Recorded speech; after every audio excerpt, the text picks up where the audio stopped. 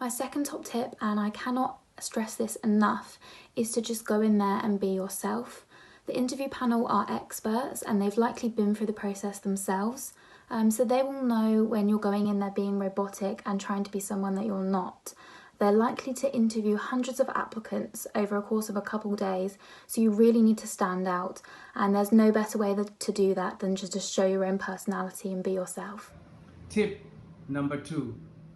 Always know when you're receiving a scholarship, the people granting you the scholarship, be it your inn or be it your bar provider, they're looking at someone who's selfless, who's willing to give back a return on investment, you know?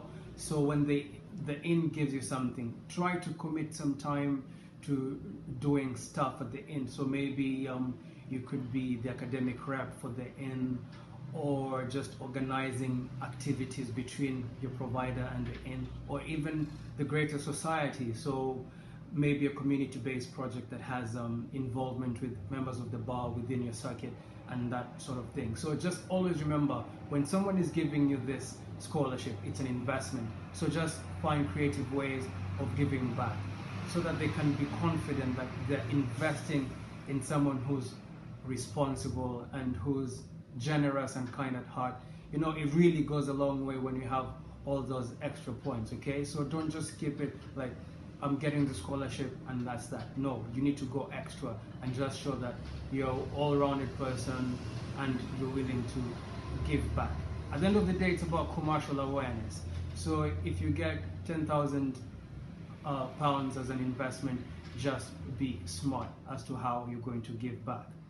My second top tip is to make sure that you're aware of the structure of cases. I know that might sound a little bit simple, but I know me personally during the LLB, I would just sort of read the case summaries and just try and get by like that. But in interview, and I know particularly at the Inner Temple, you are tasked with reading a full case, and then when you go into the interview, you'll be asked questions on that case. If you're going into that interview blind, having never seen a full case before, then you might not be able to pick out the major issues in the case, which will then mean that you might not be able to answer the questions effectively given to you by the panel. A way to prepare that is just to look at some famous cases, so for example Donahue and Stevenson, and see how the case is actually set out and read that case in full so you can see where to find a summary of the case, where to find the judgment and that sort of thing.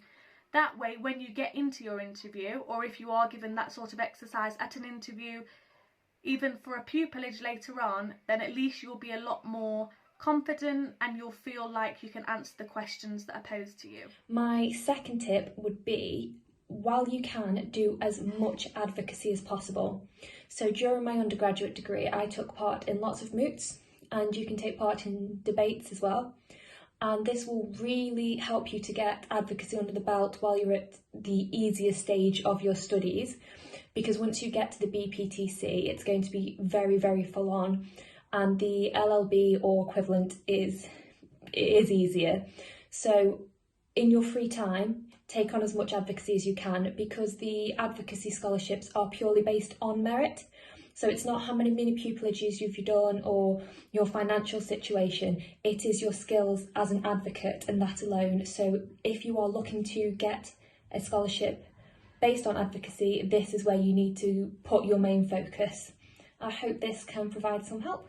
And my second tip for you today would be to really know your CV very well. I found that in the interview, pretty much all of my questions were around my CV and being able to pick apart my experiences with what skills I learned from those experiences and how those transfer to a career at the bar. So if you've got a couple of weeks to prepare, I would say just make sure you know your CV really well and you can really pick apart what you learned from the experiences you have. They don't all need to be legal, they could be working in a cafe, working in a shop, literally anything you've done, as long as you can talk about the skills you've gained from them and how they transfer to a career at the bar. My second tip is for you to put yourself in the position of the interviewer during both the preparation stage and the interview itself. Whilst preparing for an interview, consider your answers in an objective manner. Instead of focusing on why they would be good answers, Consider why someone would think they're lacking and work towards refining them. Then, during the interview itself, assess how you're answering those questions and put yourself in the position of the interviewer again. Always take a deep breath before answering any questions and be in control of the manner, tone, and delivery of your responses. Those are my tips for you, and I wish you all the best in your upcoming interviews. My second tip would be not only consider why it is that you want to be a barrister, but what about you do you think would make you a good barrister? Because if you're able to convince yourself, and if you have a list of things that you want the panel to know about you, it becomes a lot easier in an interview to convince them that you will be a good barrister. If you can convince yourself, you can convince others of that as well. Third and last, you need to manage your expectations.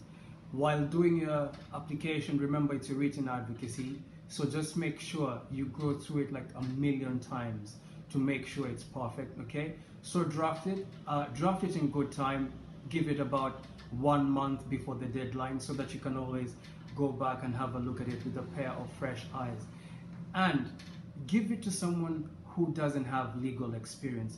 Give it to your aunt, give it to your cousin, to your brother, to your friend, whoever, you know. It really doesn't matter who you give it to. You could give it to 5 people even, so that you get different points of view from different people, and you can get proper feedback on how to tweak your application, all right? And lastly, this is an extra point. Don't put all your eggs in one basket. Manage your expectations. So don't just be like, I'm making one application to the Info Scholarship and that's it. No. Or I'm just making an application to my provider and that's it. No. You have to make many, like spread your risk. Do several applications and just hope for whichever one comes back with a positive outcome. If you don't get a positive outcome, don't worry, it's not the end of life. Just keep researching on how to make yourself better, and hopefully in the future you'll have a stronger application. So if you don't get through, just keep on doing what you do, rack up on that legal experience, talk to people, get proper mentors, talk to the providers, ask them what it is they look for in candidates and such thing, all right? So feel free to hit me up. I'm sure the people in charge of this video are going to distribute our contact details. So just feel free to contact me if you need any personal information, and if you need extra advice on how to conduct yourself during the pupillage years and when you start practice, also feel free to hit me up. So thank you, and thank you for your time, and thank you for listening to me. Highly appreciated. Have a good day.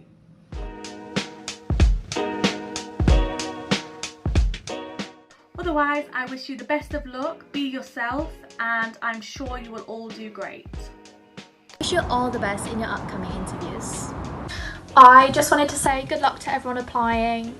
Just go in there, be as confident as you can be, stay calm and let your personality shine through. I think that's the best thing you can do in the interview. Try and enjoy it as much as you can and you'll be great. So that's all from me. Good luck everyone.